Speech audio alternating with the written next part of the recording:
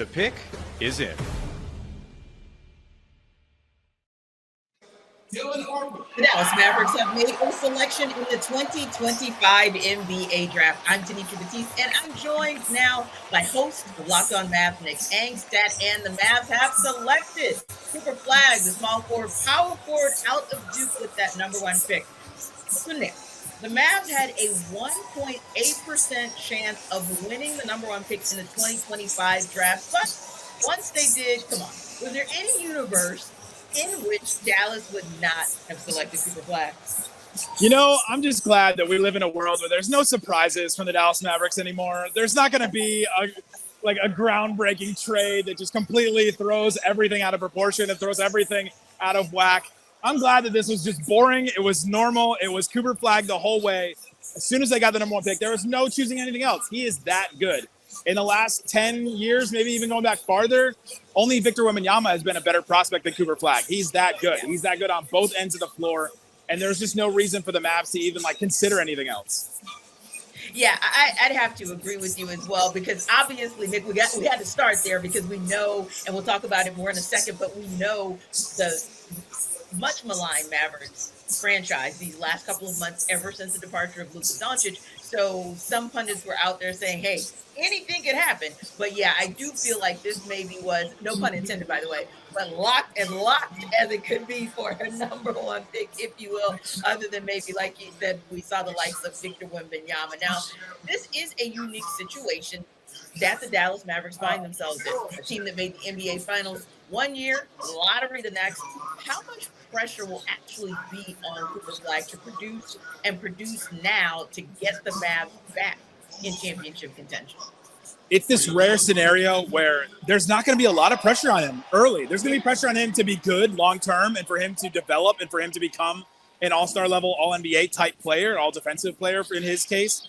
But there's not going to be a ton of pressure right away because you've got Anthony Davis. You've got Kyrie coming back from injury. There's going to be a lot of pressure on Kyrie coming back from that ACL injury to come back soon. There's going to be pressure on other guys, PJ Washington, Daniel Gafford, Derek Lively, to prove some things to the Mavericks and to prove that they can earn minutes and all that. There's going to be some pressure on Cooper Flagg, especially early, to develop his offensive game and to carry some of that load when Kyrie is going to be out. I think that's going to be the thing where there's going to be pressure on him, but they're not going to put it all on his shoulders. It's not like, come save our franchise.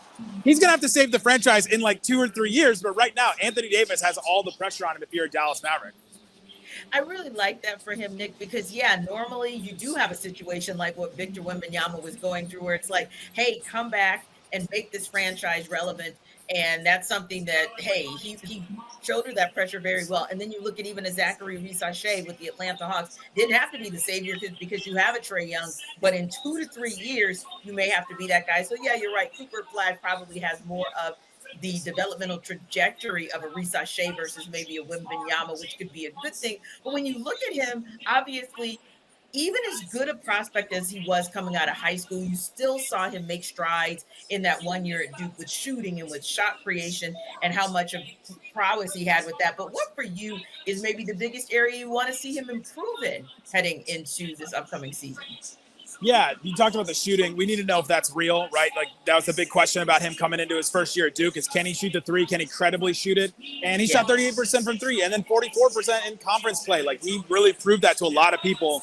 And I think that's something that I want to see for sure. And then it's the pick and roll ball handling. The Mavs are going to ask him to do that a little bit more. What's the offensive game look like for him at the next level?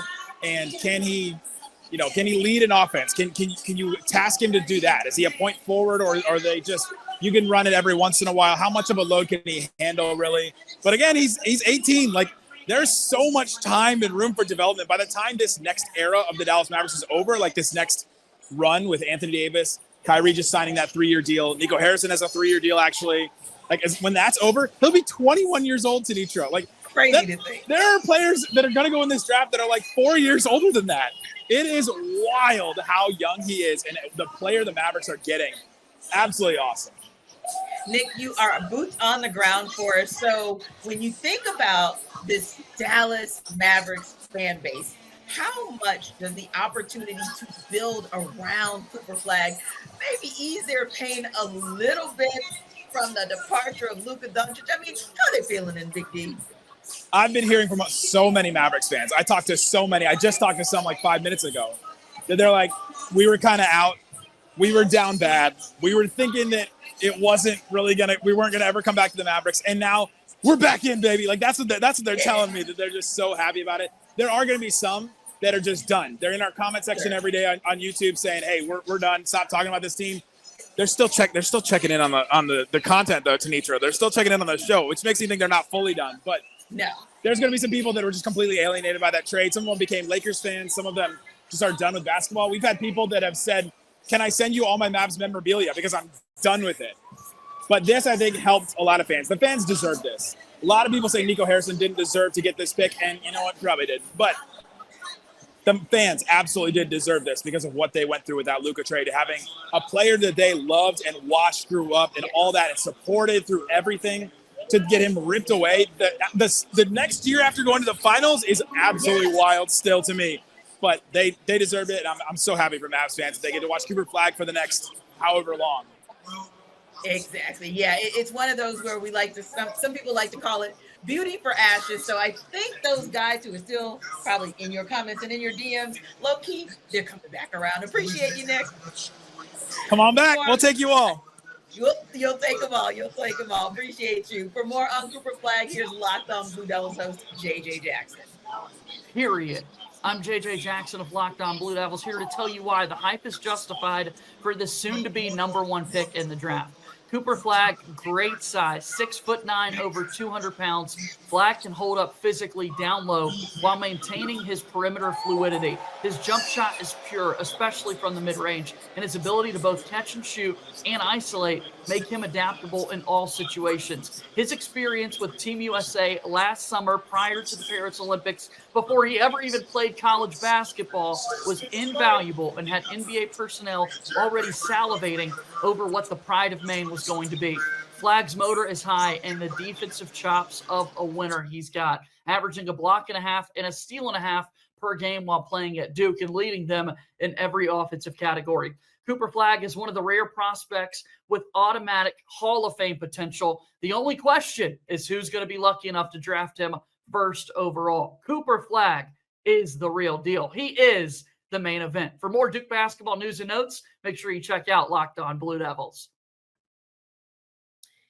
And for continued coverage of Cooper Flag, also check out Locked On Mavs on YouTube or wherever you get your podcasts. Part of the Locked On Podcast Network, your team every day. The pick is in. The San Antonio Spurs have made a selection in the 2025 NBA draft. I'm Doug Branson, joined now by Jeff Garcia, host of Locked On Spurs. And the San Antonio Spurs have selected Dylan Harper out of Rutgers with the number 2 overall selection. Jeff, you're coming to us from the arena there in San Antonio. Did you ever have a doubt that Dylan Harper would be picked? No, not at all. You know, I tried to pretend I was shocked. I really did. I was like, oh, yeah, Dylan Harper.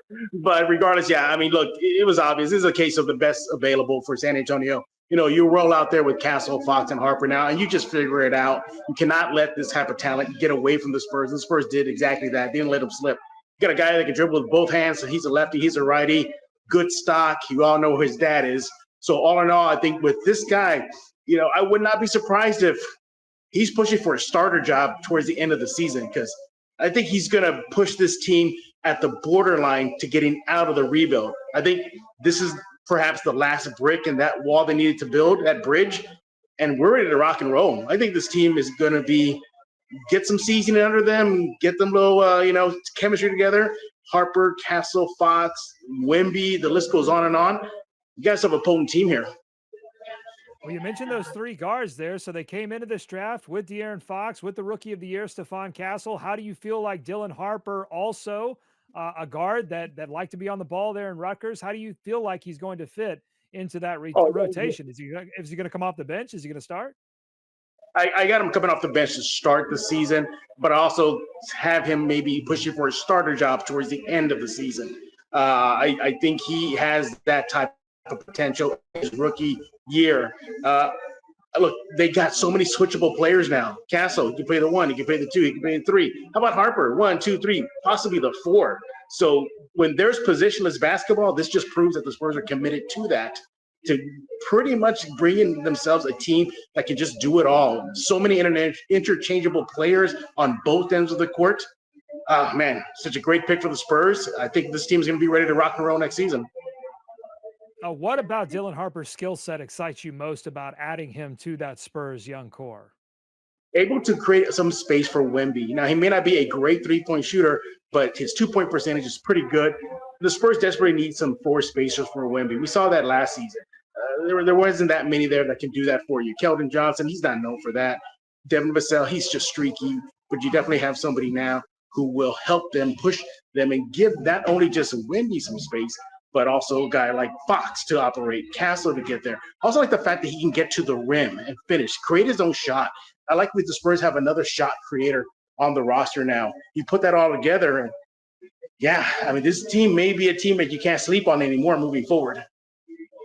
You've talked a lot about the offense. Let's talk quickly about his defense. There were some defensive questions about how he would adjust. He's obviously got the size right now, but just in terms of his ability to adjust to the demands of NBA defense, how much do you think that having Victor Wembanyama behind him is going to help him, give him the time to make those adjustments at the next level? I mean, look, Doug, Victor can help you and I on defense. I mean, that's how good it is. You have a human eraser behind you.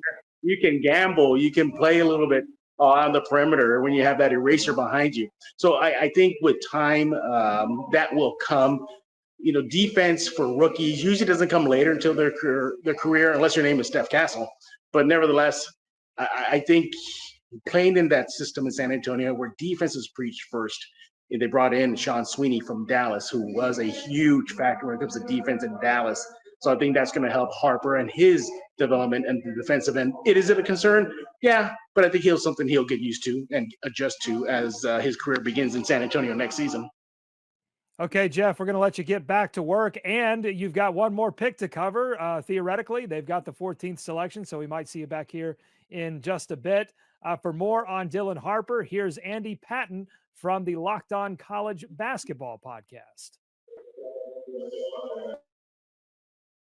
Dylan Harper would be considered a lock to go number one in almost any other NBA draft. He has that kind of upside. I'm Andy Patton, co-host of the Locked On College Basketball podcast. Harper is a 6'6" guard with elite scoring instincts, averaging nearly 20 points per game in the talent-rich Big Ten Conference. Yes, Rutgers was not very good last year, but do not let that fool you. Harper has future NBA All-Star written all over him. Harper can get to his spots with ease. His athleticism absolutely plays up at the next level. He is also a gifted passer and a strong defensive player. And while the outside shot could use some fine tuning, most believe he will find his way into becoming an above average three-point shooter as well. Harper is not just a consolation prize for missing out on Cooper Flagg. He is an elite prospect in his own right who should be a fixture in the NBA for years to come. For continued coverage of Dylan Harper, check out Locked On NBA on YouTube or wherever you get your podcast, part of the Locked On Podcast Network, your team every day. The pick is in. The Philadelphia 76ers have made a selection in the 2025 NBA draft. I'm Tanisha Batiste, joined now by host of Locked On 76ers, Mark Farzetta, and the Sixers have selected VJ Edgecomb, shooting guard out of Baylor, with the number 3 pick. Mark, is this where you thought the Sixers would go at 3? Yeah, Keith Pompeo, I do the show with, of course, on Locked On 76ers. We ended the show with our desire versus our prediction. Our desire was Ace Bailey, a guy that I think in this draft who was going to be available at that point would be have the best NBA career of all these guys. But the prediction was that the Sixers are going to take VJ Edgecomb. The reason he was not the desire is because he is as good as I think he'll be in his NBA career right now. There'll be some small steps forward. He'll continue to be a great athlete. He'll continue to be a more than willing defender, a flat out very good defender already. And he has to improve his shooting. The athleticism is going to be there. The aggression will be there in attacking the rim, but that's who he will be in 5 years. Ace Bailey could be into perennial all-star by that time. So I just look at it as the Sixers made the very, very safe pick. I like a lot of things about VJ Edgecomb. The only thing I don't like is that I don't think I'll have the same NBA career that an Ace Bailey will have. Sounds like you think VJ is more of the person with the floor, the high floor, if you will, but Ace Bailey more of that high ceiling. And certainly, like you said, it could be one of those where, let's just be real about it. We know all the reports that have come out of recent with canceled workouts and declining workouts, et cetera, about Ace Bailey. And ultimately, Mark, it sounds like maybe, and I'm sure we'll hear more in the days to come, but maybe the Sixers just said thanks, no thanks to the potential drama.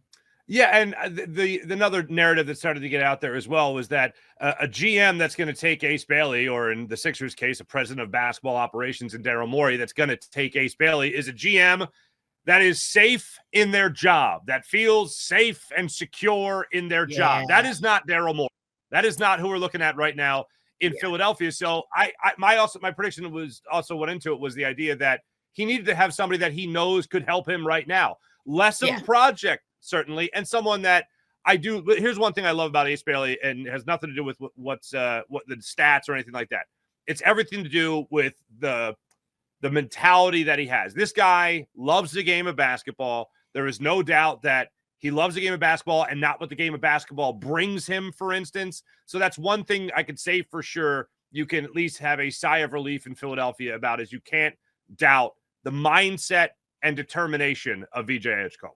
Yeah. And I tell you, you look at some of the things that maybe helped him to become, or helped him to improve his, not just the approach to the game as far as physicality, but also the mentality after a revealing summer playing alongside NBA players for his Bahamas national team. You kind of really started to see where he could go, where he could grow. And of course, the strong season at Baylor, finding ways for him to improve in some areas, maybe as a secondary ball handler, if you will. But what are some of the areas? Let's just start with the good. What are some of the things that, as you kind of alluded to already, that you really like about him? But what are some of the things where you're saying, hey, the Sixers need you to improve this immediately?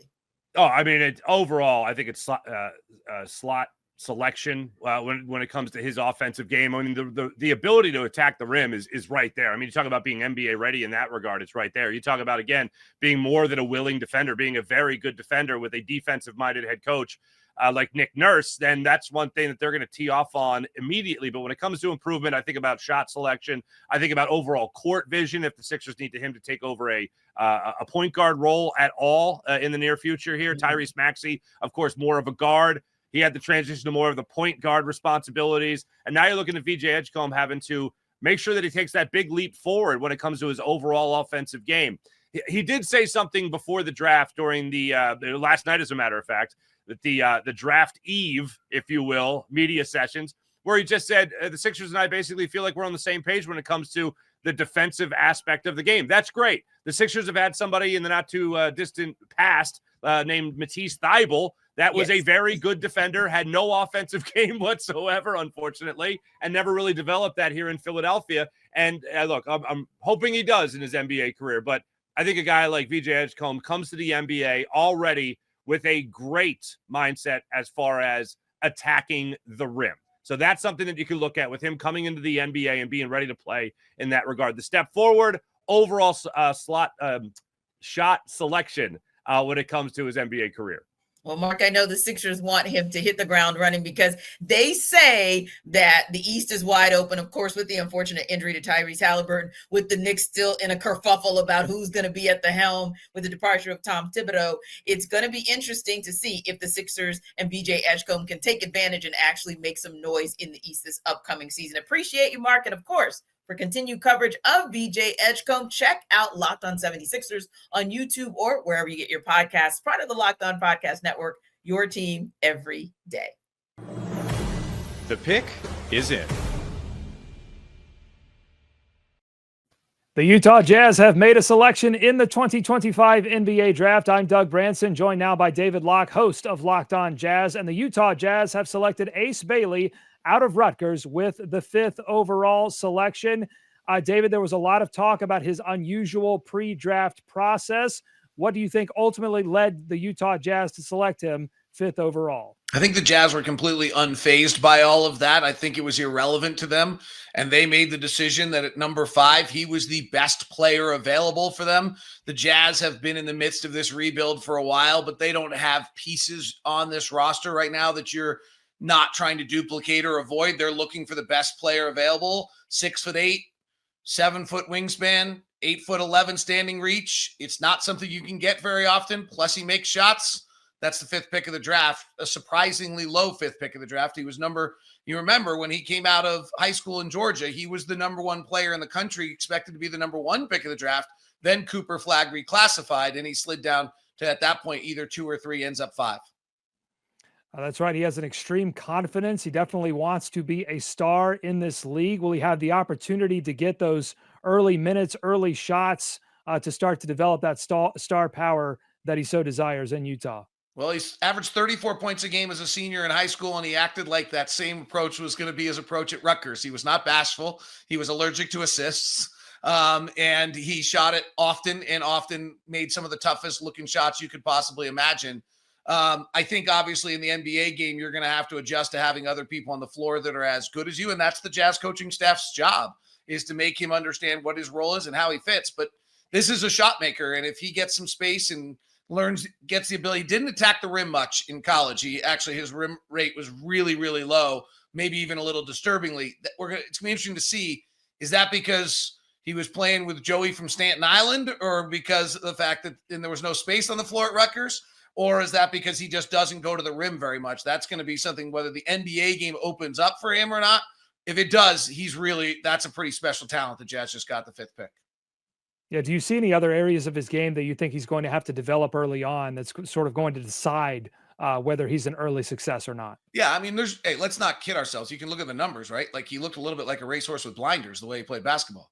Right. He didn't see the other guys on the floor. He's going to have to incorporate his teammates in how he's playing. He does have the ability to get shots off, right? And, one of the most untalked about skills in the NBA is the ability to get shots off. We've all seen the guy come into the league and all of a sudden he cannot get the look at all. And so this is not going to be a problem for him. He's able to get his shots off. That's going to, the windows get smaller. It's more difficult. He should be all right in that regard. The other one I think will be interesting is defensively. I think he can have an impact defensively, and the scouts I've talked to around think he can be a good defensive player with his length. And as the game goes to 5 out, and we're playing more and more teams are playing 5 out, and the centers are being pulled out of the middle, secondary rim defenders become even more important than ever before. And so if he can be that guy who reads it correctly and can get over and help defensively, that'll make a big difference if he can be, have an impact on both sides of the ball. So Ace Bailey brought a lot of attention to himself in a situation pre-draft. Do you think that Will Hardy as coach and the organization, that they're ready to take on Ace Bailey and whatever that means off the court as well as on the court? Well, they clearly weren't bothered by any of it, right? He did not come to work out for the Jazz. He didn't work out for anyone, whether he was trying to, for whatever reasons, we'll never know, right? Unless somebody actually reveals it.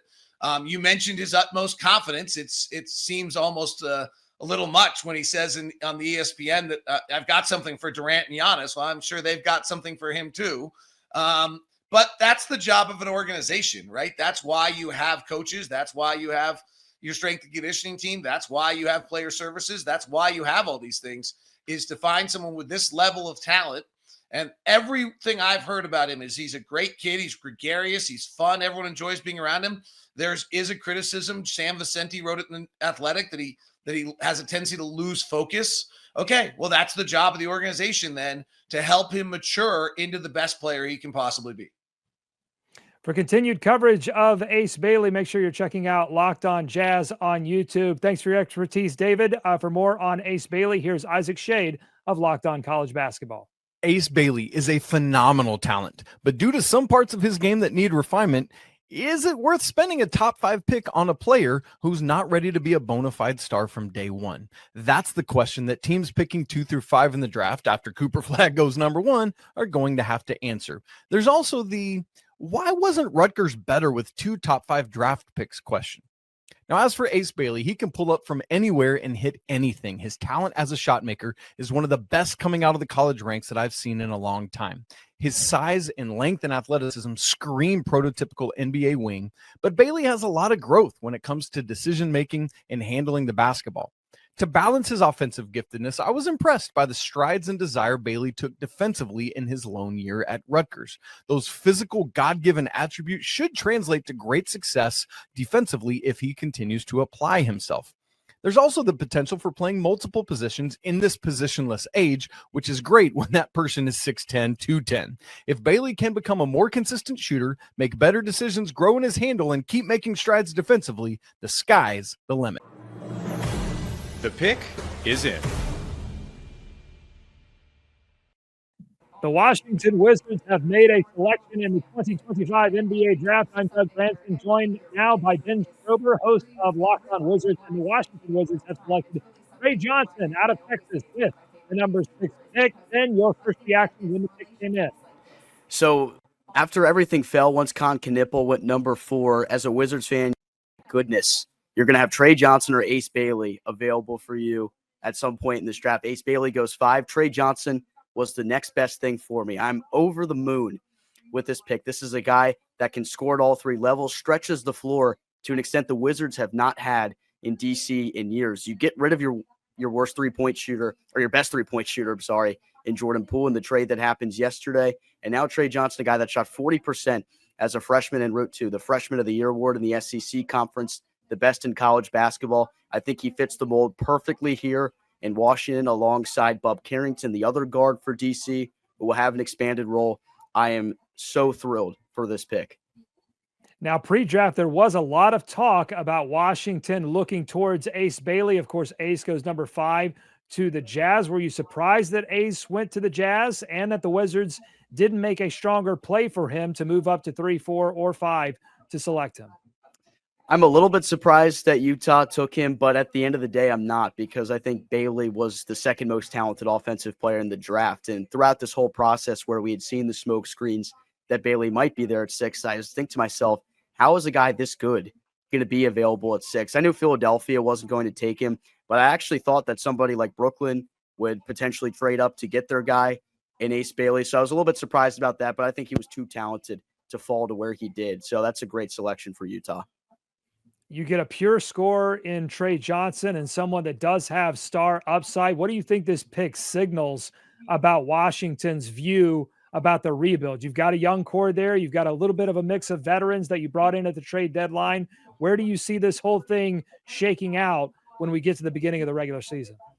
So this upcoming season for the Wizards is obviously another year of a rebuild, because the Wizards have to be in the bottom 4 of the league in order to guarantee a top 8 pick, which is top 8 protected for the New York Knicks. If not, the Wizards would lose that first round pick. So I would expect the Wizards to be pretty bottom out, be focused on another year of development. But I think what they did yesterday by trading away Sadiq Bey and Jordan Poole, you get rid of guys on 2-year deals, and then you essentially have everyone that's on a 1-year deal left or an expiring deal. You're going to clear up $85 million off your books by next summer. You're going to have over $100 million in cap space. I think this signifies, especially with this pick and the offensive upside that you get from Trey Johnson, that Washington is hoping to really take a big step next summer and start seriously trying to be competitive again.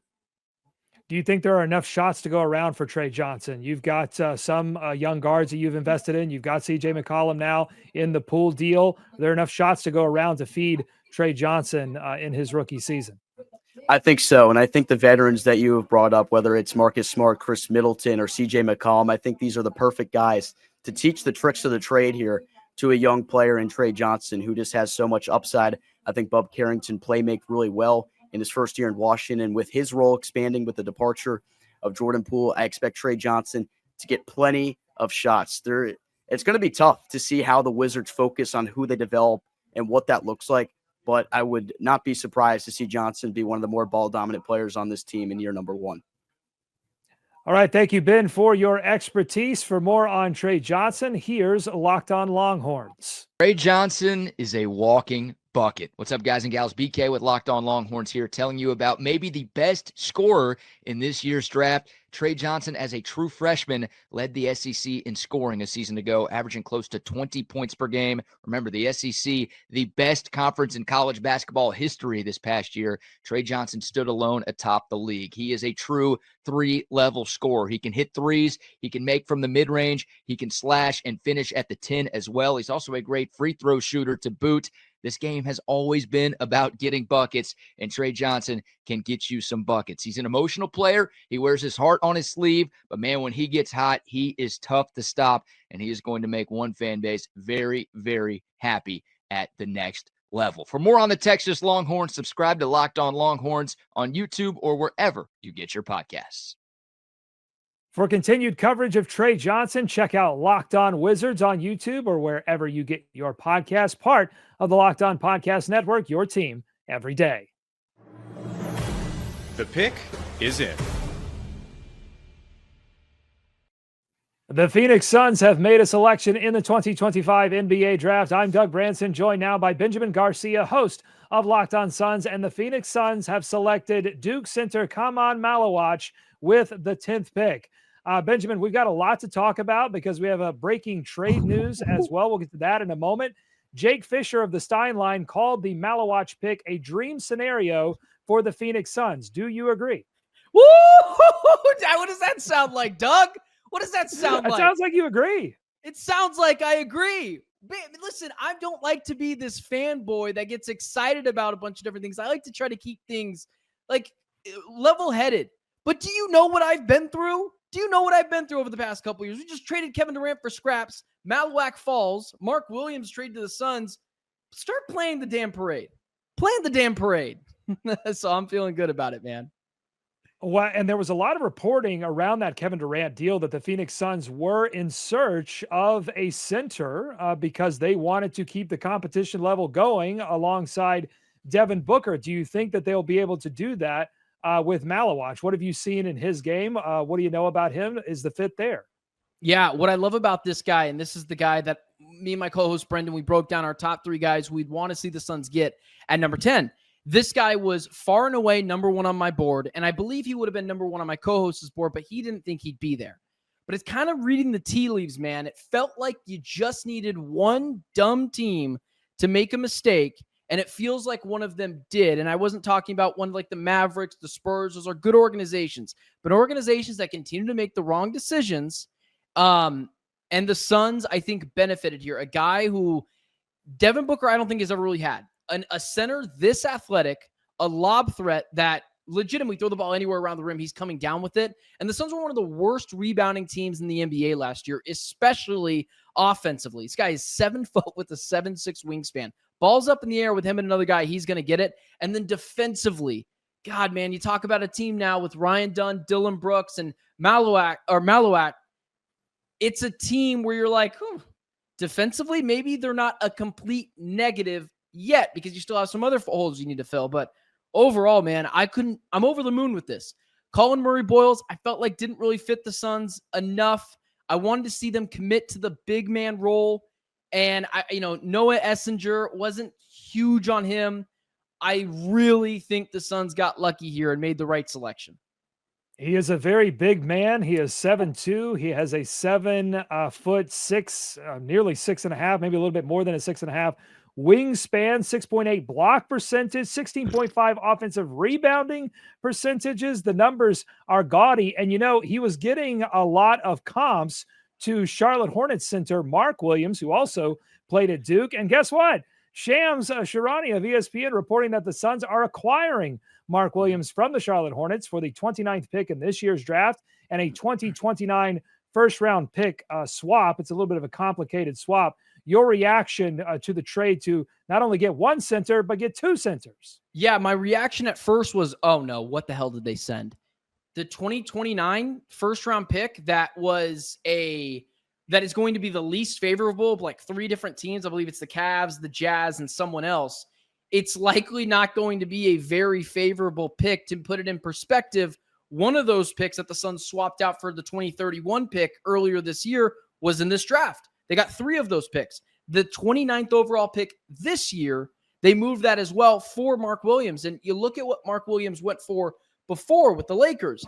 Unprotected first-round pick, Dalton Connect. It feels like the Suns kind of came away with a positive, at least, intake here with Mark Williams. Again, Malawach is someone who is very, very raw. I want to see him on the court immediately, but I understand bringing in someone who's a little bit more in terms of seasoned and a player that I think it was, in a bad situation, still performed well. And what the Suns can do the same thing. And the Suns have continued to talk about wanting to get better defensively. And they keep on using this phrase of when you play the Phoenix Suns, you're going to know you played them. Every time that comes to mind, you're talking about like the Pittsburgh Steelers defense, the San Antonio Spurs passing ability, or the suffocating defense of some of these teams. I think the Suns are trying to build that here. So now Mark Williams being able to mentor Malawatch and the ability to potentially play them both. I know Brian Gregory loves the ability to have two big centers or two big players on the floor. That's kind of coming back into the NBA. I love it, man. I love it, and I don't think they gave up much. And this is coming from a Suns fan who's been very critical of this front office. It seems like they got a plus with both these guys, man. That's a lot of wingspan. They could just hold hands and just stretch across the entire width.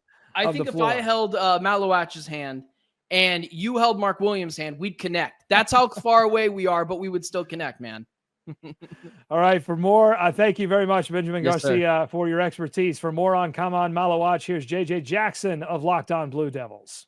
Kaman Malawatch is a terrifying big man with paint menace labeled all over him. I'm JJ Jackson of Locked On Blue Devils, here to tell you why Kaman Malawatch is worth a lottery selection in the upcoming NBA draft. The first thing about Kaman is obviously his size. At 7'2", he's literally one of the biggest players in the entire draft process and will be one of the biggest players in the entire NBA. This size does not make him lumbering, however. He moves with enough pace to outmaneuver his competitors down low, making him primed to be a great defensive player in the NBA.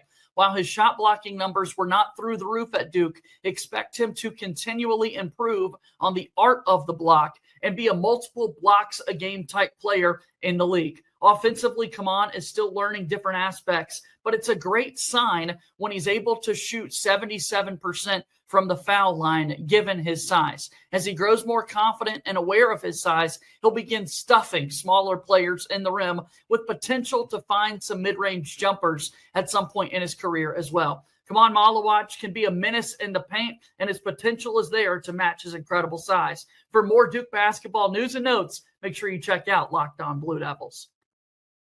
And for continued coverage of Kaman Malawatch, make sure you're checking out Locked On Suns on YouTube or wherever you get your podcast. Part of the Locked On Podcast Network, your team every day. The pick is in. The number 11 pick, the Memphis Grizzlies, get it. And they make a selection in the 2025 NBA draft of Cedric Coward. I'm Tanisha Batista. I'm joined now by host of Locked On Grizzlies, Joe Mullinax, and the Grizzlies select the forward out of Washington State. Joe, the Grizzlies get Cedric Coward by way of rights from the Portland Trail Blazers. Was this the right move for Memphis? Absolutely. There were two guys in this draft that I would have wanted to see Memphis trade up for. Because again, this is a Grizzlies team, despite what national media folks, that's why you got to trust Locked On Grizzlies, your team, each and every single day, the local experts. The Grizzlies were never throwing in the towel, tanking, trading John Morant. It's a retool moving on from Desmond Bane and that bigger contract. And there were two guys that I was most interested in terms of trading up, Colin Murray-Boyles and Cedric Coward. Murray-Boyles obviously goes to the Raptors at 9. Mm-hmm. That meant that it was likely that the Spurs or the Thunder were going to take this guy, and the Grizzlies beat him to the punch, and I'm more than happy that they did so. He checks so many boxes for this Grizzlies team. A 6'6" tall, 7'2" wingspan player. He has a lot of those types of qualities that Memphis has to start thinking about replacing, at least in the aggregate, when it comes to Desmond Bane. Yeah, and when you kind of look at him, you talked a little bit about what you like about Coward. When you see sort of that, I'm going to go with ceiling, Joe, but you might think maybe he has a higher floor. Is it for you the higher floor or the higher ceiling? Let me start there. I think it's a guy that can have both, to be honest with you. I don't want to put a J-Dub comp on him because I don't think their games are exactly the same. But in terms of a player that is going to be able to come in and help this Grizzlies team, he played a lot of basketball. And Memphis has said time and again that they are looking for players that are self-made, that are driven. Doesn't get much more self-made and driven than going from Division III basketball to the number 9 pick in the NBA draft in essentially a span of 4 years. This guy has so much going for him in terms of his ability and a really impressive scorer. And one of the most important things to point out is if you want to have the one thing that maybe makes you nervous is the fact that he wasn't a better defender in college, despite the physical intangibles that he has.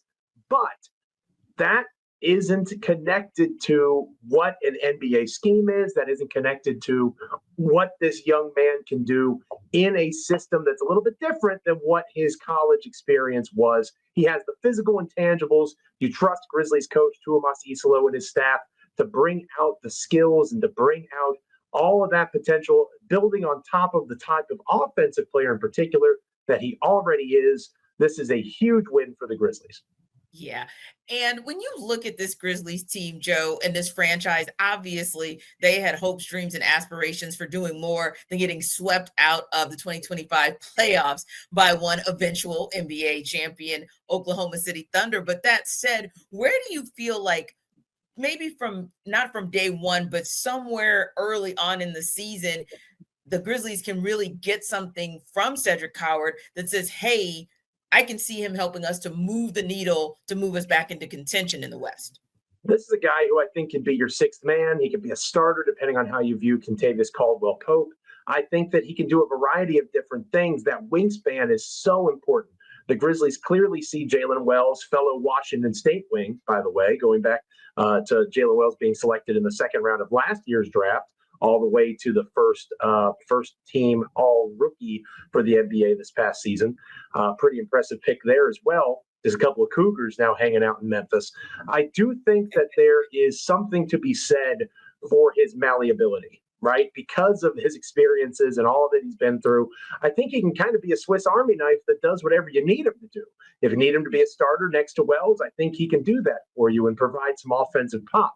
If you need him to be a sixth-man scorer type off the bench that also plays starter-ish minutes, I think he's capable of doing that. And we're seeing more and more. If the Pacers and the Thunder taught us anything in the finals, you need guys on rookie-scale contracts that are able to compete at a high level. There's no reason why Cedric Coward can't be one of those guys pretty quickly for the Grizzlies. So this is a big pick. It checks a box. They needed a wing that had defensive potential and could score the ball.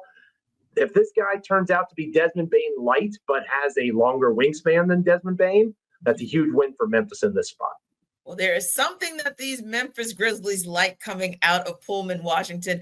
Hopefully it works out for them again, because I know, Joe, that they love nothing more than to get back into that contention that we've been talking about with them over the last several years, obviously in that 8th seed this past season. And again, not wanting such an early exit. So I'm sure they're hoping that Cedric Coward can be for them on some level, bring to the table what Jalen Wells brought last season. Appreciate you, Joe. Appreciate you. Thanks for having me. Absolutely. And for more on Cedric Coward, here's JJ Jackson.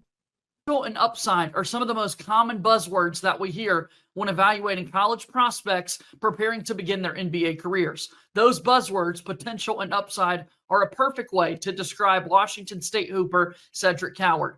I'm JJ Jackson, the host of Locked On Blue Devils, here to tell you why Duke basketball was so excited to have Cedric Coward commit to Duke via the transfer portal. Duke fans were able to celebrate his commitment for nearly a month before Coward made the decision to stay in the draft and forego his remaining college eligibility, never playing a game for Duke.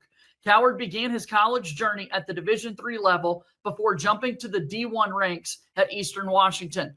Most recently, Coward starred for the Washington State Cougars, averaging nearly 18 points a game on 40% shooting from three and nearly an 84% clip from the foul line this past season.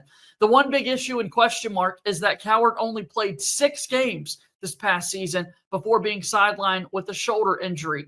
Despite the injury concerns, you'd be hard-pressed to find a more mature and self-aware prospect than Coward. His athleticism is noteworthy and definitely a player to have on your radar as he transitions to the NBA. For more Duke basketball news and notes, make sure you check out Locked On Blue Devils. And for continued coverage of Cedric Coward, check out Locked On Grizzlies on YouTube or wherever you get your podcasts. Part of the Locked On Podcast Network, your team every day. The pick is in. The Chicago Bulls have made a selection in the 2025 NBA Draft. I'm Doug Branson, joined now by host of Locked On Bulls, Hayes, and the Chicago Bulls have selected Noah Essen with the 12th pick. Hayes, your reaction to taking the first international player in this year's draft, someone very toolsy, got some defensive upside. What do you think about Noah Essen to the Bulls? I like him as a raw prospect with a lot of upside. It just feels like to me that this is the Bulls again going upside where they had some players that made more sense to what they need right now. But we knew the Bulls coming into this draft were kind of focused more so on ceiling and getting the player that they feel like can be the best player available long term. So I like Essengay. I like what he can do with Modest Buzelis, being eventually the 3-4 combo. I think is going to be the goal here, and that's where the NBA is kind of going to switchable forwards that both can be toolsy and do a little bit of everything. And that could be what they have here long term. They're just going to have to really invest in polishing that potential that Essengay has. Are you surprised they go Essengay here? Someone that's not very physically imposing. When there was a lot of size left on the board. Derek Queen had not been drafted to that point. Are you surprised they didn't go with a little more beef in Chicago? I am. The center position has been one that we know we have to address for quite a while now. And I think with Sorber, Queen, all on the board, Danny Wolf, I think may still be on the board as we're having this conversation. But those guys, to leave them on the board at a position of need is a little bit of a question for me. Now, I know that those guys may not have the potential high ceiling like Essengay, but one of the things I had been talking about is that the Bulls have to consider the floor. And that's something that we haven't done a really good job at, is looking at the potential floor of a player. And players like Queen, players like Sorber, I think have way higher floors, and they could have been more what the Bulls need right now. And that did surprise me. How do you think they're going to manage his development early on in his rookie season? Do you think they will give him Essengay? Do you think they'll give him immediate minutes, or do you think they're going to let him develop in the G League or possibly overseas? I see G League minutes coming for him. The Bulls have never really been a team that really has played rookies early on. Now, if he comes in with a switchable defense, if that's more advanced than what they are projecting to be, I do see him getting on the court, but I think he's going to start off in the G League quite a bit, to be honest. And if any Bulls fans are expecting to see Essengay at the season start, you may want to start tempering those expectations a little bit.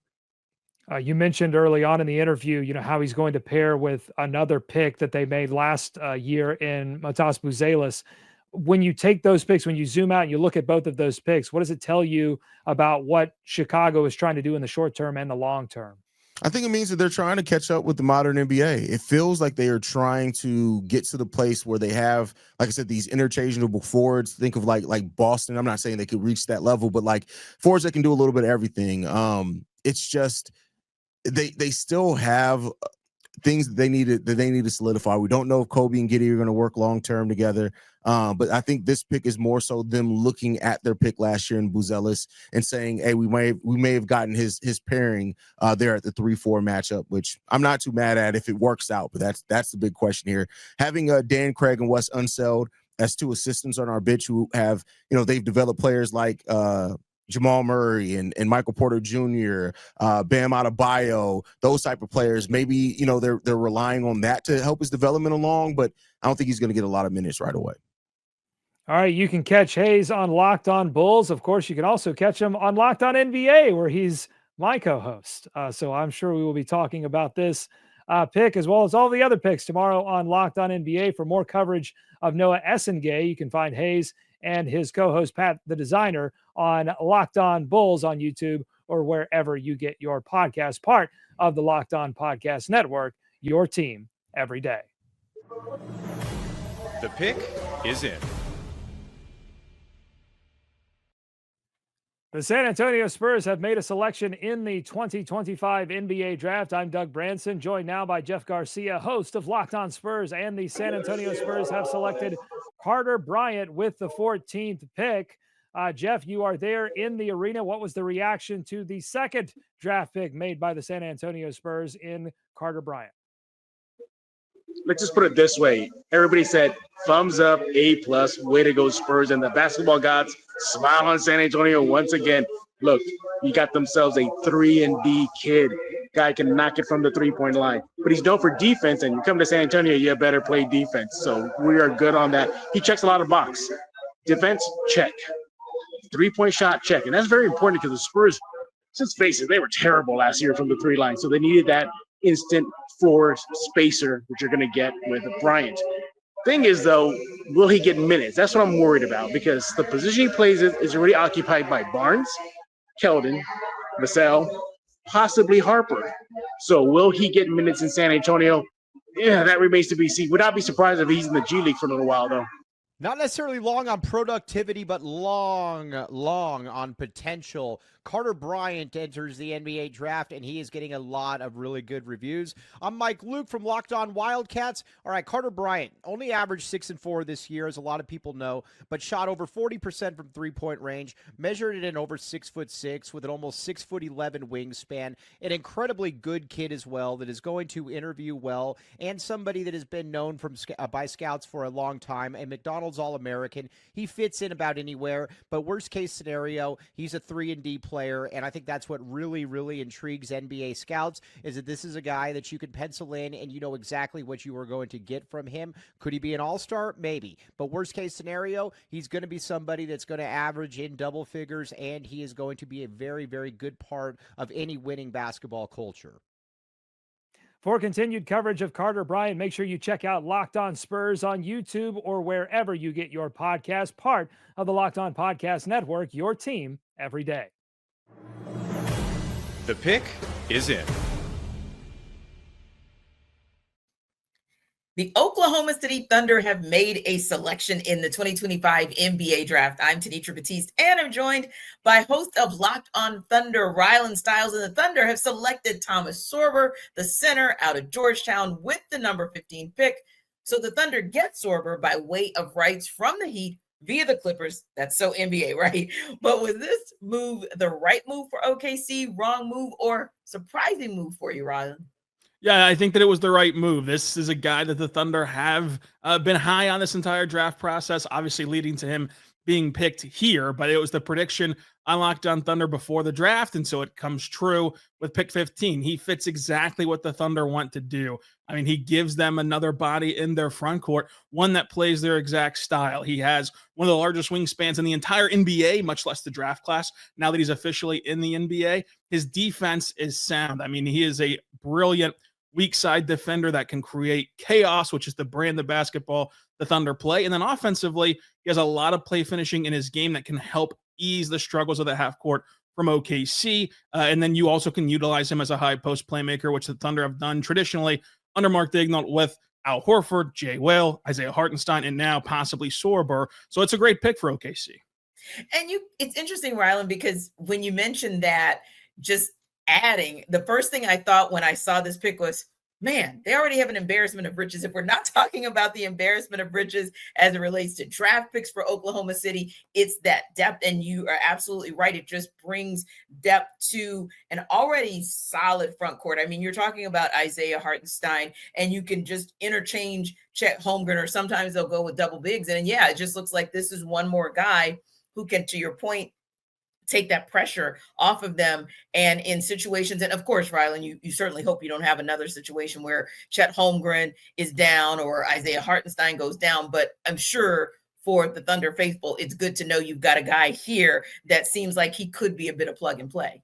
Yeah, I mean, this season is long, and throughout this championship season for OKC, they did have to play a 2-week stretch with no center on their roster. Luckily, it all worked out for them in the end, but this is another body to put out there in case something were to happen, and also a way for Sorber to learn under two really good big men, along with Jay Will, who's a vocal leader on this team and a good player in his own right. And then, I mean, listen, the currency of the NBA nowadays and the new CBA is cost-controlled talent. So if you can get him up to speed and have him be an impactful player on a rookie scale deal, as these contracts get more expensive at the top, you're going to have to peel some guys off and fill them in with cost-controlled talent. Sorber could be that guy. Indeed, indeed. And when you look at him, obviously, Rylan, you talked about his upside. What are some of the areas where you see like maybe he needs to improve, or some things that you want to see him work on so that he can be a contributor in his first season?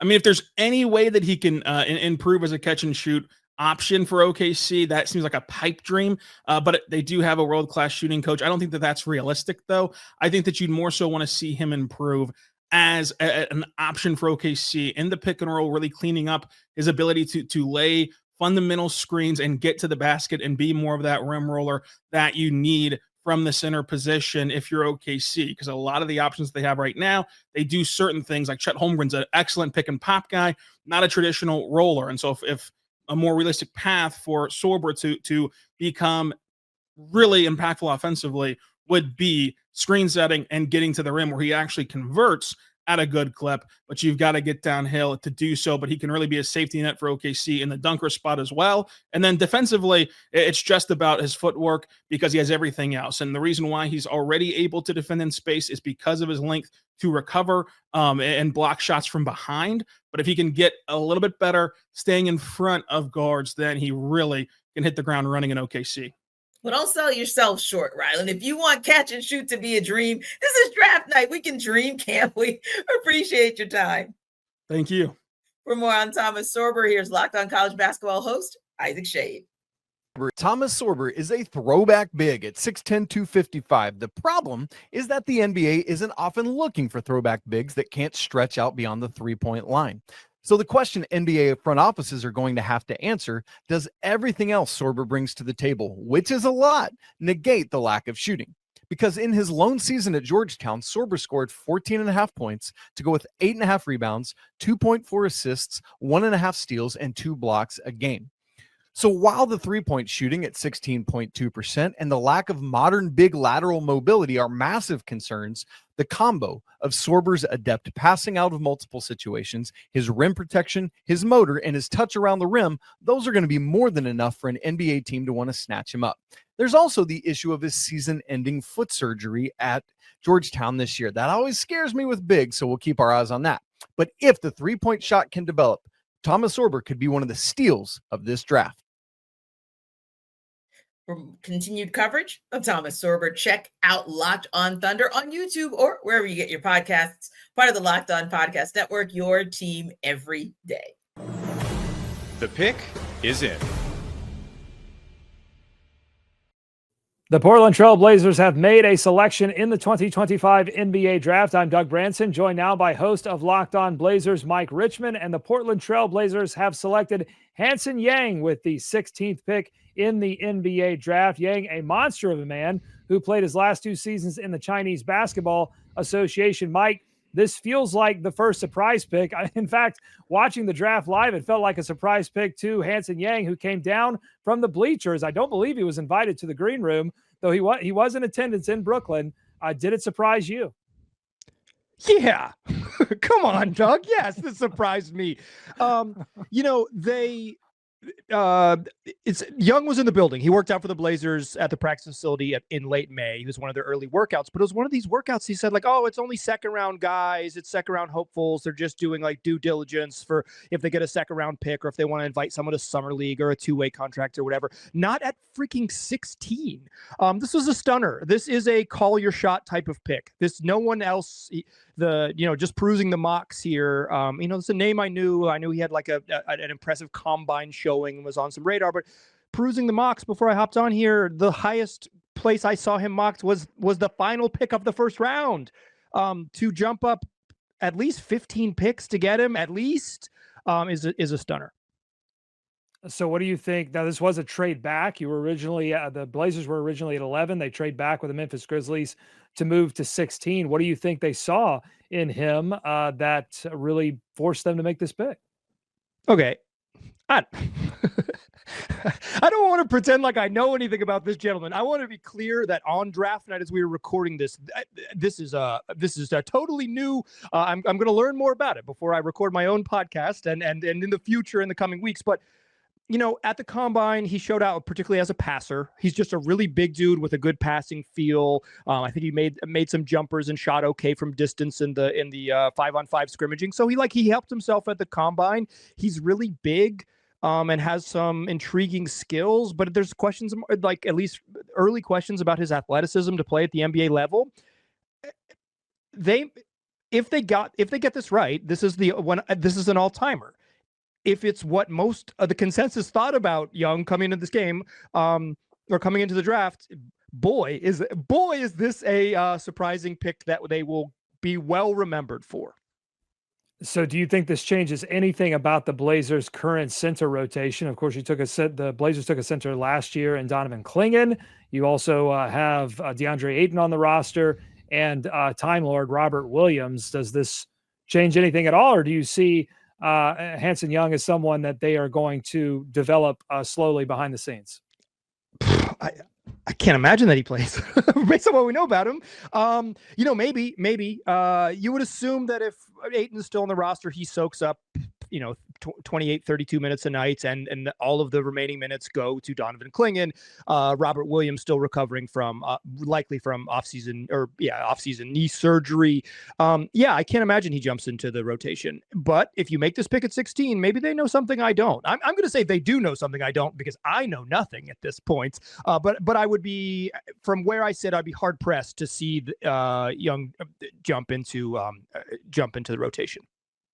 All right, Mike Richmond is going to go do his homework on this very surprise pick by the Portland Trail Blazers. For continued coverage of Hansen Yang, check out Locked On Blazers on YouTube or wherever you get your podcast, part of the Locked On Podcast Network, your team every day. Thanks, Mike. Thanks for having me. The pick is in. The Minnesota Timberwolves have made a selection in the 2025 NBA draft. I'm Tanitra Batiste, and I'm joined by host of Locked On Wolves, Ben Beacon, and the Wolves have selected Yuan Baron, the center out of France, with the number 17 pick. So most mocks had Yuan Baron going higher. For you, Ben, was it a surprise that he was still available at 17?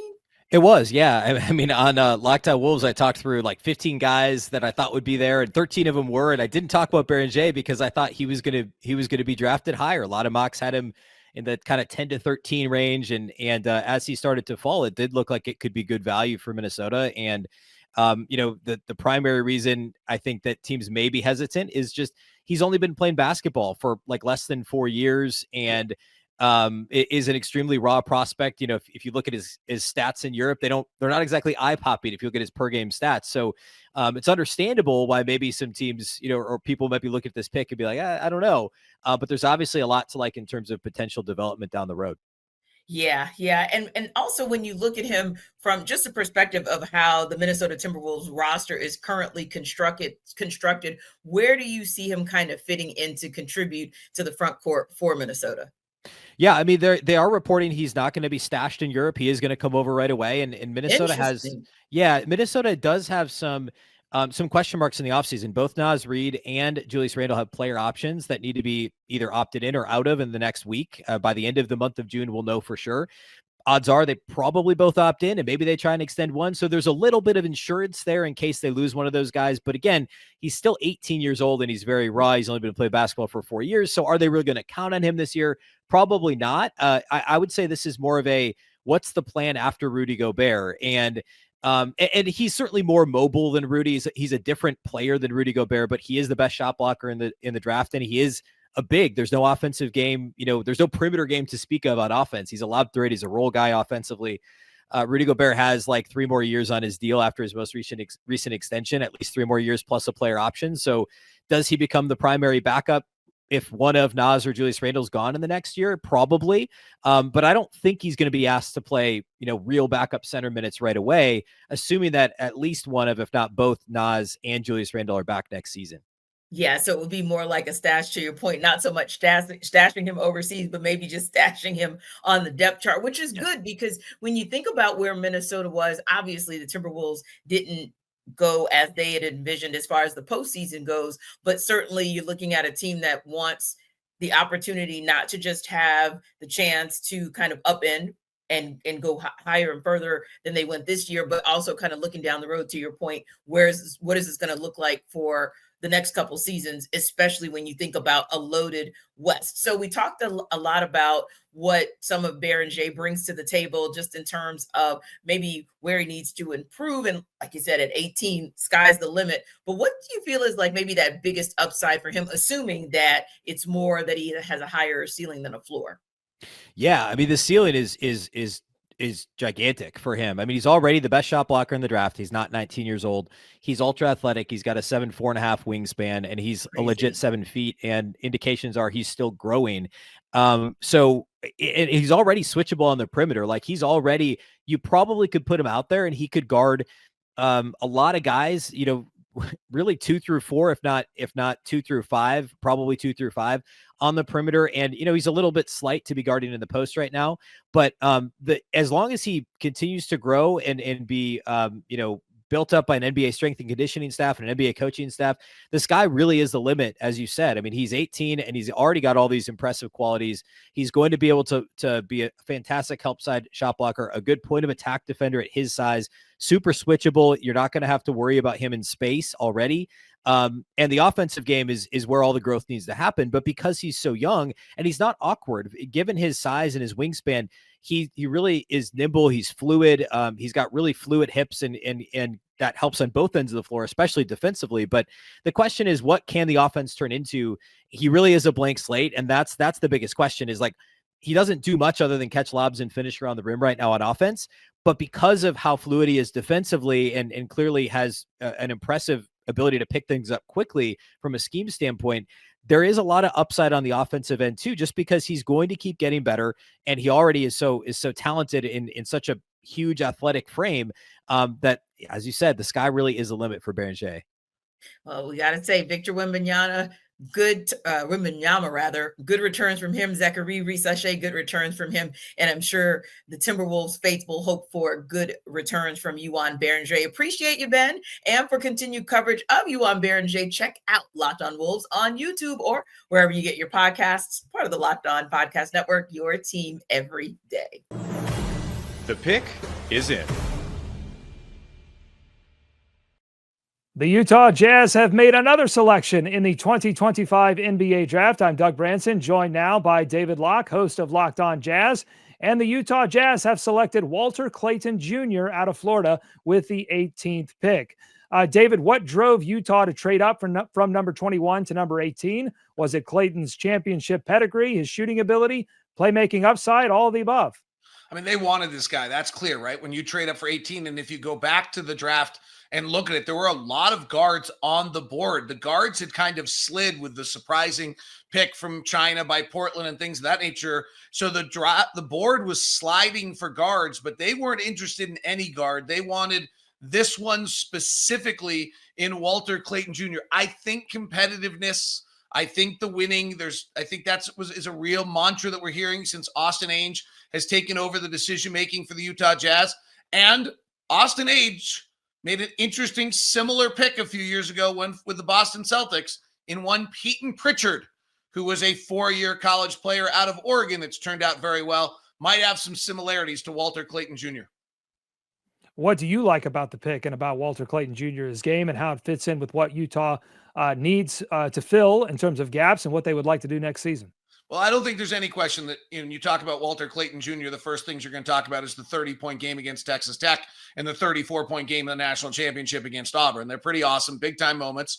The kid also won the high school state championship at Florida and was a very good football player. Had offers, I believe, from Nebraska and Notre Dame as a defensive back, return specialist, and a quarterback. So this is a big-time athlete. Started his career at Iona basketball-wise and then went to Florida. I think that comes together. His shooting's elite. He's actually it wasn't talked about it much. We talked about Con Knippel and we talked about Trey Johnson, but there's some aspects of Walter Clayton Jr. that are better than any other shooter. This one's remarkable to me, Doug. He took 245 jump shots last year off the dribble in college. Okay, give me reference point? The next closest of anyone drafted tonight was Trey Johnson at 194. So he took 33% more shots off the bounce than the second most player and was in the 89th percentile doing it, the best of any player in this first round of the draft. So he's in the 89th percentile. He took an incredibly high volume. Then you look at his catch and shoot numbers. He's in the 80th percentile. The only guys better, Jace Richardson, Con Knippel, and Trey Johnson. And you look at his spot up shooting, he's in the 88th percentile.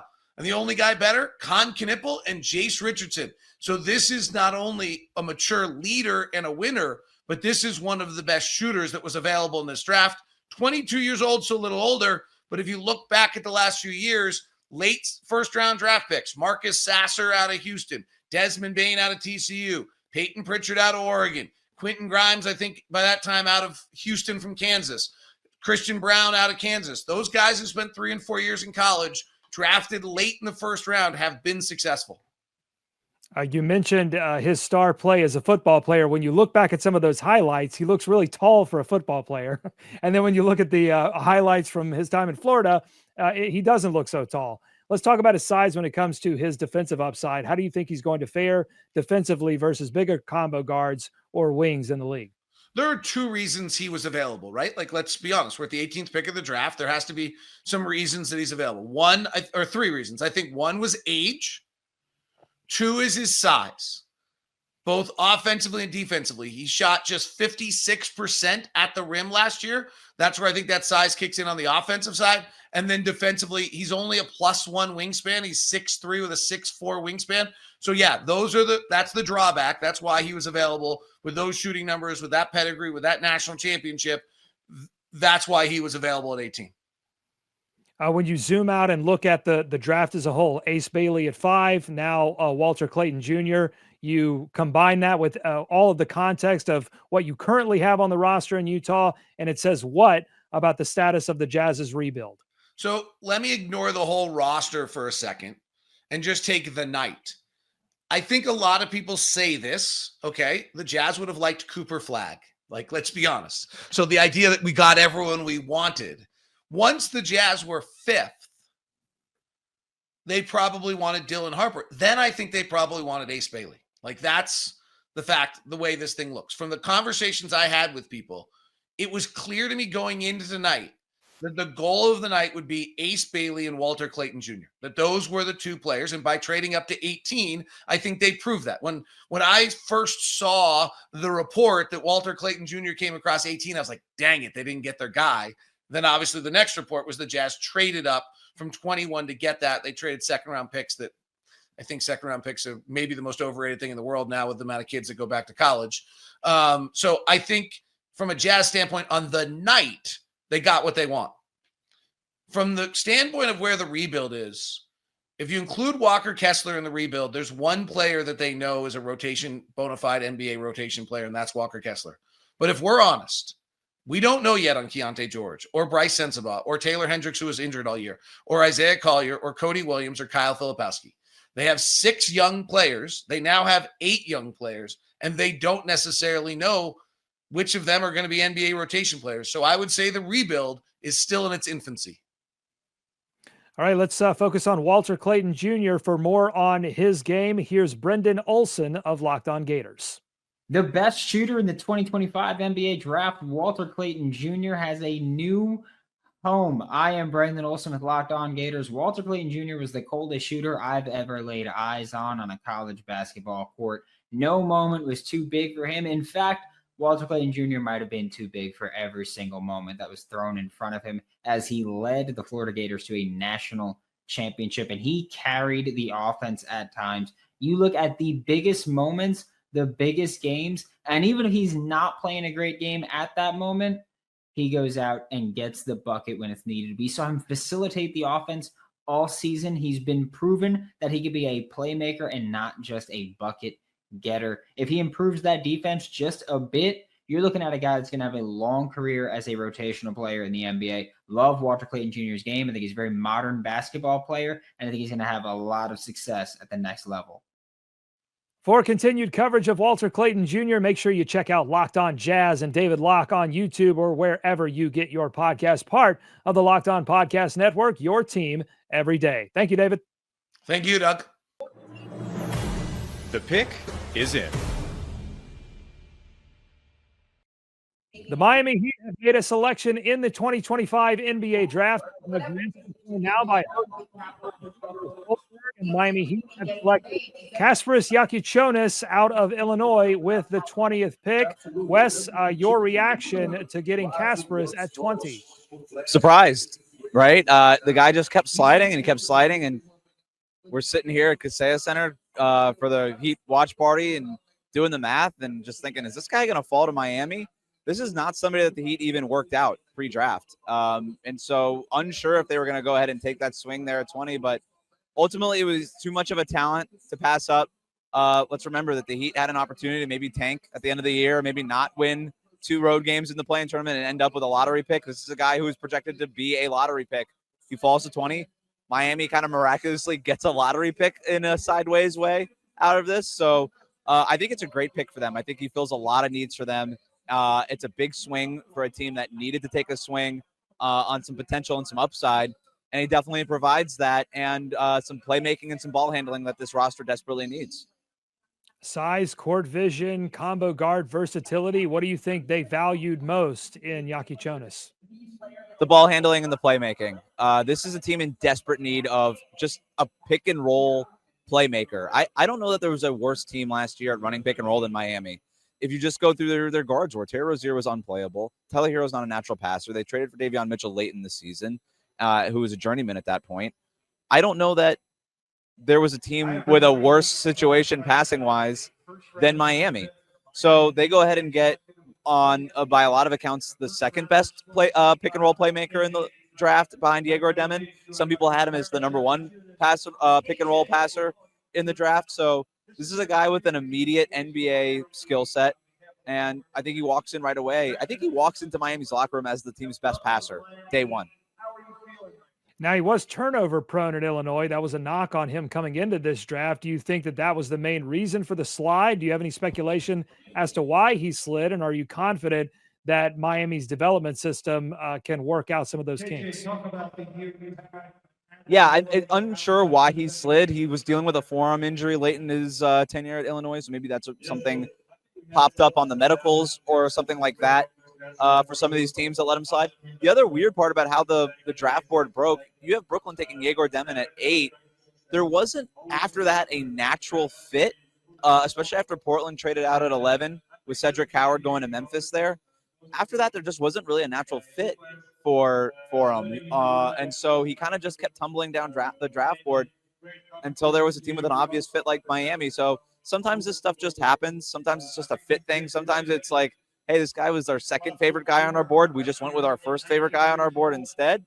But maybe it's the injury history. Maybe it's the fact that he's not a top-end athlete. But at 20, that's not as much of an issue.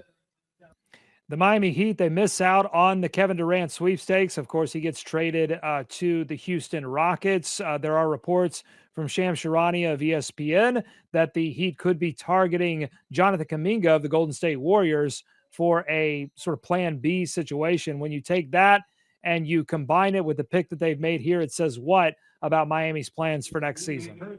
That they did not trade for a 37-year-old Kevin Durant, and so they're going to go the other way.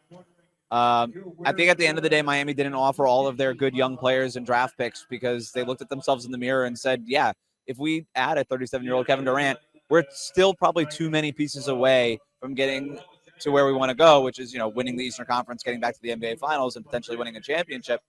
And I think they were right in that calculation. And if you traded all of your stuff to go get Kevin Durant, then you suddenly had a lot fewer things to go improve the roster and augment the roster around Kevin Durant and Bam and Tyler Hero. As much as I think Miami did like the idea of that being a big three here, they just knew that they needed a supporting cast and no way to do it. So in a roundabout way, I think they made the decision to, you know what, if we're not going to go ahead and go all in for somebody like Durant here, then we kind of have to go the other direction.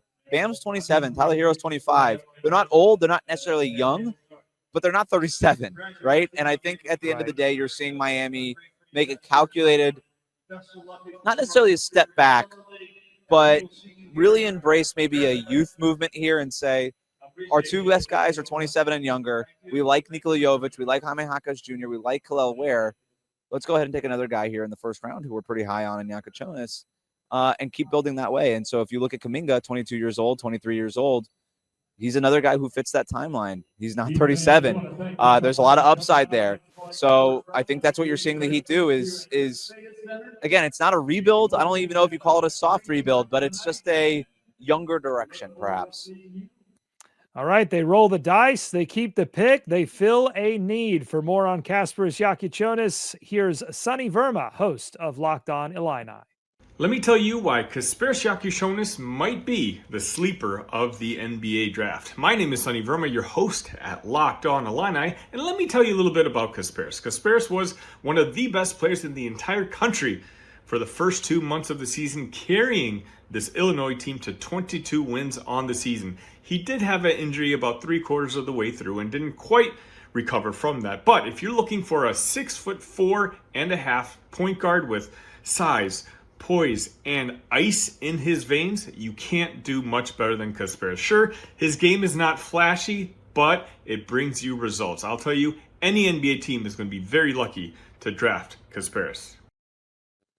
All right, and that team was the Miami Heat. For continued coverage of Casper Yakonis, check out Locked On Heat on YouTube or wherever you get your podcast. Part of the Locked On Podcast Network, your team every day. Thanks, Wes. Thank you. The pick is in. The Washington Wizards have made a selection in the 2025 NBA draft. I'm Tanitra Batiste, and I'm joined now by host of Locked On Wizards, Abdullah Ayubi. And the Wizards have selected Will Riley, the guard out of Illinois, with the number 21 pick. So, Abdullah, the Wizards get Riley by way of the Utah Jazz. Was this, for you, a good move, bad move, or more surprising move? For me, I'd say it's surprising. I think one thing for sure is that after the Wizards are going to draft a big man, I think the lack of depth in the front court is something that you need to address. Will Riley, though, is an intriguing prospect, versatile scoring wing, and does join a young core here in Washington, 19 years old. One thing that does concern me is his thin frame, so I don't know how much of that is going to affect his transition into the NBA, but he can definitely put on some weight. But his ability to be a three-level scorer is something that I'm definitely going to be looking forward to for his rookie year. And I'm hoping that the trade back, that second-round pick that they get, they have to draft a big man because, again, how thin they are at the front court, it's a little concerning. And I just know Will Dawkins, no matter what draft, because just the last year, those 3 first-round picks that you hit on all 3 draft picks in a weak draft class. So Will Riley at 21, I can't say I hate it. I don't want to say I love it. It was just very surprising. But knowing it's Will Dawkins' regime picking it, I'm all for it.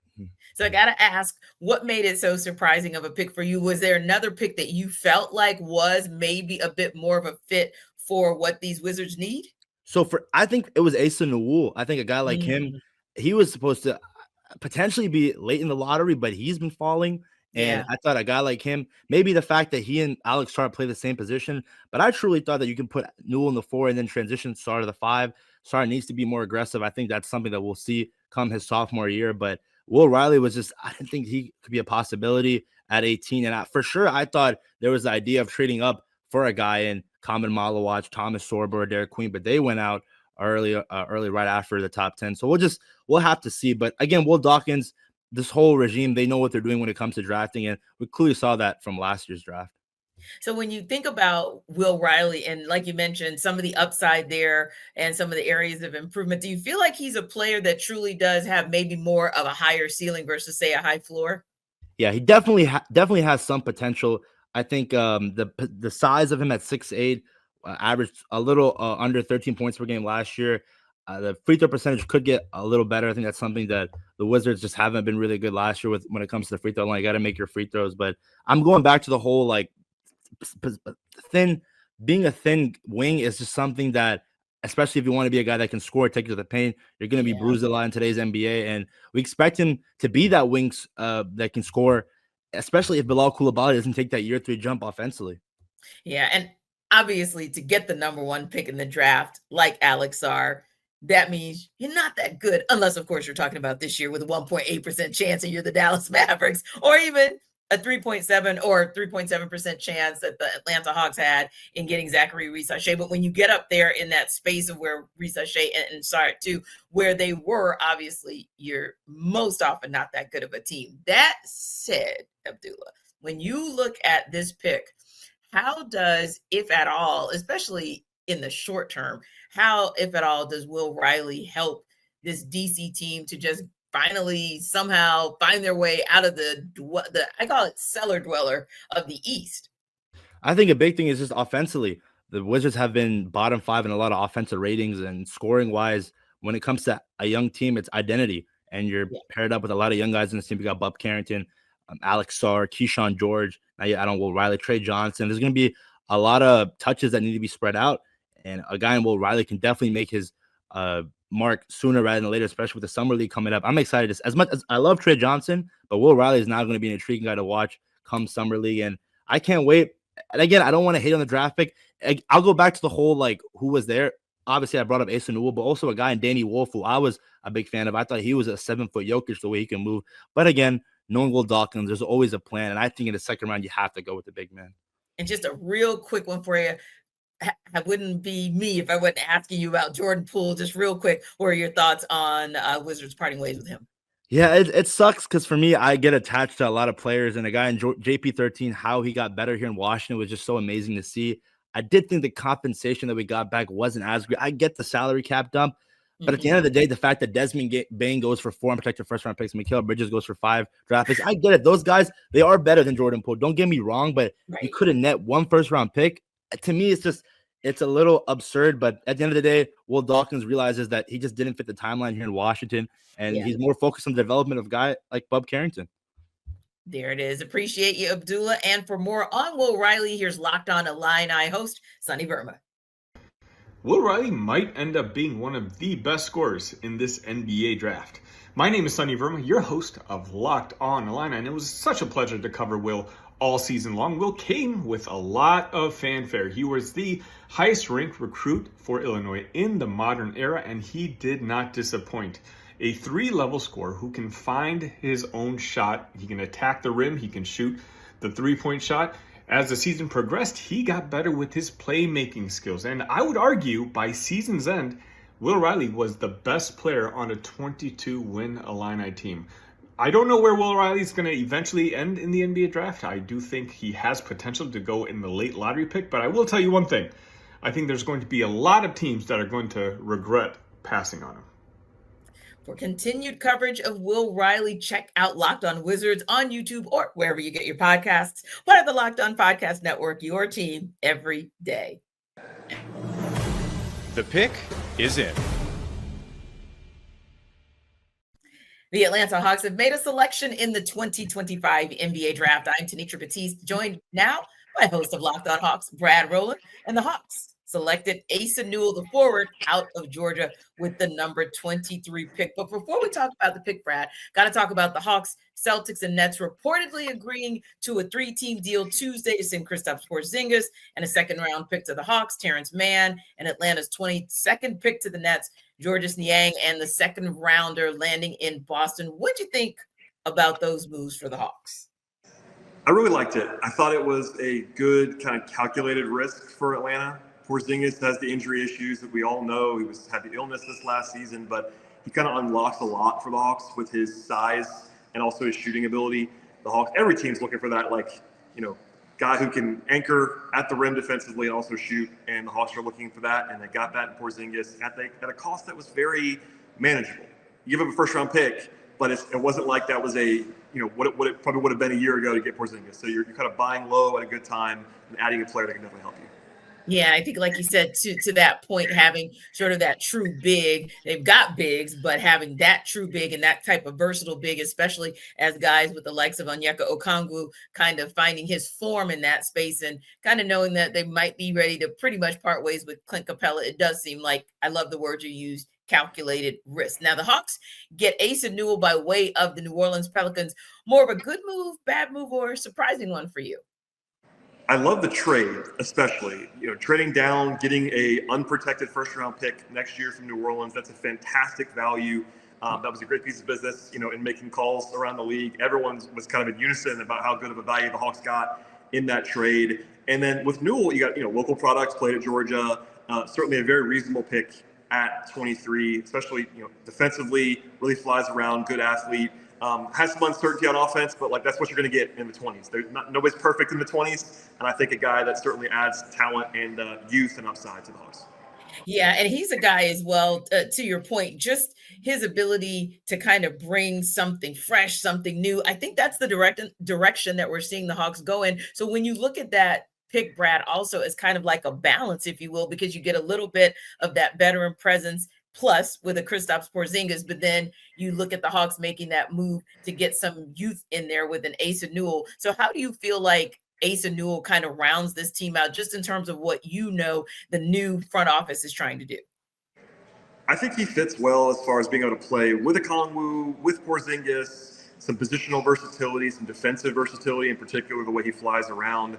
He's kind of a tweener, but that's not a bad thing. It kind of lets you to do a lot of different things, and I think especially if he shoots, that'd be very helpful. So he slots right in, and also given where they have been in right now recently, he doesn't have to play a ton right away, which is where you want to be for a 19-year-old, 20-year-old guy. So being able to be patient with him, he can add down the line. Yeah, and that was the next question I was going to ask Brad, just to kind of wrap us up. I know it's kind of a quirky situation with the Hawks because they're just like in playoff purgatory. I mean, every year you and I are having a conversation about playing. So do you see anything? And I'll give it to you open, whether it's a little bit from Newell or whether it's a lot from what they could potentially get out of the trade space. Do you feel like this team is rounding into a team that can compete in what we know is going to be a wide open Eastern Conference? Unfortunately, because of the situation that the Pacers find themselves in with Tyrese Halliburton, what the Knicks find themselves in with, because does anybody want that head coaching job? And what do the Celtics find themselves in? Not just with Jason Tatum, but even the recovery period for Jaylen Brown. Yeah, I think so. I think adding Porzingis, again, kind of a risk with the health, but if he's healthy, and with pairing with this youth, the team that's taken a step forward, growth is not linear, but they have a lot of young guys who project to get better, not worse. And that's really helpful. If you can get Jalen Johnson back, like he's on track to be this year, fill out the rest of the roster. They have more flexibility. They have exceptions to add to this team. They are in a position to definitely make more of an impact on the race in the Eastern Conference already. And then they, again, will be very active, I would imagine, over the next couple of weeks. Yeah, I like the Asa Newell pick. I like the Kristaps Porzingis move as well, maybe moving the needle for the Hawks. Appreciate you, Brad. And for more on Asa Newell, here's Locked On Bulldogs host Clint Shamblin. Asa Newell is the best rim protector in the draft and potential three-point threat in the NBA. This is Clint Shamblin, Locked On Bulldogs, your team every day. I'm here talking about Asa Newell and how he will go high in this draft because not only can he protect the rim, he is smooth and athletic and finishes in the paint. He has incredible defensive ability. Not only can he go on the outside and D somebody up straight off the three-point line, he could go down low and hold his own. And lastly, he has a touch and a skill that the three-point is coming in his arsenal, that when he starts knocking those down consistently, as he showed in flashes at Georgia, he's going to be dynamic and a problem matchup for any NBA team. Your team getting Asa Newell has an absolute defensive player of the year candidate from day one, and somebody who could translate very soon into an offensive nightmare matched up against a big on the other team. Asa Newell, fantastic pickup out of Georgia. Continue coverage of Asa Newell. Check out Locked On Hawks on YouTube or wherever you get your podcasts. Part of the Locked On Podcast Network, your team every day. The pick is in. The Sacramento Kings have made a selection in the 2025 NBA Draft. I'm Doug Branson, joined now by host of Locked On Kings, Matt George. And the Kings have selected Nick Clifford with the 24th pick. Matt, they trade into the first round, into the 24th pick with the Oklahoma City Thunder to select Nick Clifford. Did the trade or the pick surprise you? No, I can't say I'm particularly surprised. I know the Kings were actively looking to move into the first round as long as some of the guys that they were intrigued in were there. Nick Clifford was, of course, one of those guys. And they felt that if he was going to be available in that early to mid-20s range, that they could work out a deal to get something done. I think OKC makes a ton of sense as a trade partner. They have a bunch of talent already there, a bunch of draft picks. So I think they're more than willing to move on from one of them and kick the can down the road a little bit, as they will be receiving the 2027 Spurs pick that the Kings got as part of the De'Aaron Fox trade. However, it is, I think, top 16 protected. If not, it becomes 2 second-round picks the following year or in the following years. So the Kings were looking to be aggressive. I don't think new general manager Scott Perry was content with just not having a first-rounder going into his first year at the helm of this Kings organization. He finds a guy that seems to be a Swiss Army knife in a lot of ways, had great numbers at Colorado State, so somebody who, in theory, will be able to come in and help the Sacramento Kings win some basketball games, although The curiosity is like, what's the direction of the Kings? How aggressive are they trying to win right away? How can Nick like be involved in that or influence that? All that is to be or waiting to find out, basically, at this point with that. Well, I mean, and he seems to have maturity, 5 years of college played. How much do you think that factored into the Kings' decision to make him the pick? Yeah, I mean, someone who is an older prospect means more of a win now talent and a win now capability. And while I'm not the biggest fan of the Sacramento Kings continuing to try to win, they've almost forced themselves into that position with the contracts that they have, Domantas Sabonis and Zach LaVine specifically. So you go out and get a guy that in theory fits some sort of need. He is a wing, although he's 6'5", 6'6" in that range. And the Kings need more guys that are like 6'8", 6'9". Have a lot of guys in that 6'4", 6'5" range. So it'll be interesting to see what this roster looks like on actual like opening day of training camp. But an older rookie for a win now team, at least that part makes sense. Scouts seem to value his playmaking and his rebounding instincts. Do you think that those are two things that will allow him to get some more playing time in Sacramento early on? I mean, you can never have enough rebounding from any position, but especially if you can get some from your guard or wing position, that's really important. Moving the basketball is going to be important too. The Kings still searching for a point guard. I don't know if they feel Nick can hold down that position, whether it's big minutes or short-term minutes off the bench or whatever it may be. I don't know how eager they are to put the ball in the hands of a rookie as their point guard anyway. But regardless, I think he's definitely someone that has intangibles that naturally any team would want to add to their group. But we also have to be realistic here too. We're talking about the 24th pick in the draft, right? So the Kings are not looking at Nick to be a savior of this franchise necessarily. More of a, I imagine, a building block towards whatever Scott Perry's plan is going forward. Do you think fans will be slightly disappointed that the Kings did not look for somebody that's younger, that's more of a developmental project? I mean, Ben Saraf, a French guard, went off the board just a few picks later. Do you think fans will be disappointed by that, or do you think that they'll like the opportunity to see a rookie play for the Kings this upcoming season? Look, Kings fans wanted the Kings to have a first-round pick. Scott Perry went out and got a first-round pick, and I mean, he has not been sitting on his hands. It's been rumored that the Kings have been trying to move into the first round for a while, and he was staying patient to make sure he was not just moving in for the sake of moving in, but that when he moved in, the guy or guys that he potentially wanted would still be there and be in that range. So Kings fans got what they wanted tonight. They got a first-round pick. They got a rookie to add to this group. How good is that rookie? Of course, time will tell. But I don't know how Kings fans could be overly disappointed by Sacramento at least being active and Scott Perry not waiting to start to get involved. All right, Matt, thank you for your expertise. We'll let you get back to work. For more on Nick Clifford, here's Andy Patton of Locked On College Basketball. What's not to like about Colorado State guard Nick Clifford? I'm Andy Patton, the co-host of the Locked On College Basketball podcast. Clifford did a little bit of everything last year for the Rams. In the competitive Mountain West Conference, Clifford averaged 19 points and 9.5 rebounds per game for Colorado State, shooting nearly 38% from three on about 5 attempts per game. Clifford is a gifted passer as well. He is a go-to scorer who can do it at all 3 levels, and he held his own in a physical conference defensively as well. Clifford may be an older prospect, which could concern some of the rebuilding teams in this draft class, but any franchise that is in win-now mode should be all over adding this versatile do-it-all guard to their roster, as he can contribute to winning basketball at the NBA level from day one. For continued coverage of Nick Clifford, check out Locked On Kings on YouTube or wherever you get your podcast, part of the Locked On Podcast Network, your team every day. The pick is in.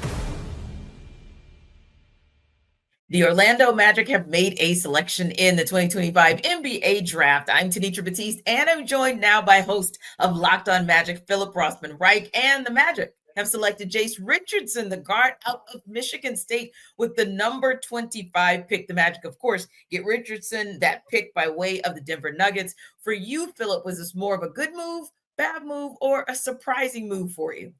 It was a good move. You know, if you look at the things the Orlando Magic need, Jace Richardson checks a lot of those boxes. They need another kind of lead guard who can attack off the dribble. They need a scorer. They just need scoring. They were one of the worst offensive teams in the league last year, and they need excellent shooting. And Jace Richardson really gives them that. He doesn't come maybe in the package the Magic typically go for, is on the smaller side, but he's going to fit into this team really, really well because the Magic love having as many players who can do something with the ball as possible, and he'll be a big boost for them off the bench.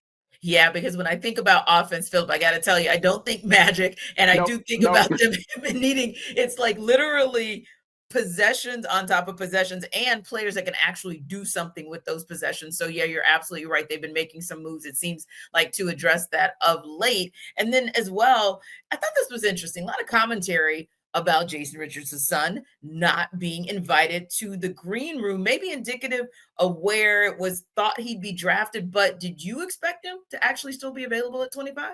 You know, I thought there was a chance he would slip, but I thought somebody would take him. You know, we just spoke to Jeff Weltman, the Magic's president of basketball operations, as we're recording this, and he said we were looking at Jace Richardson at 16, which the Magic had before they moved it in the Desmond Bane trade. I was a little, you know, I felt like he was going to slip a little bit because of his size concerns. He measured at 6 foot, and a quarter inch during the combine. But he is a high quality player and someone that's going to help the Magic a ton. Yeah, and sometimes when your father has played at a high level in the NBA, like his dad, Jason Richardson, you think about the high IQ that kind of comes with that, and also a player from Michigan State. I mean, we're talking about high IQ there as well. So a player that you can kind of take a chance on in terms of basketball IQ. But again, you think about maybe some of those challenges. We'll talk about that in a second as far as weaknesses or areas to improve. But what about his biggest upside? What do you like about Jason's game? Just the fact that he can shoot. You know, he's a 41% shooter in college. He obviously kind of, his role grew as the season went on, and he maintained that. It's just, he's efficient in so many areas. His ability to score at the rim. He's like among the best of guards scoring and finishing at the rim. He's one of the best 3-point shooters in this class. And those are things the Magic need desperately. They just need people who will put tension in the defense, and hopefully he can continue to grow and build off of that. Indeed. And Magic, obviously, as you mentioned earlier, reportedly making the move to get Desmond Bane, now bringing Jace Richardson in.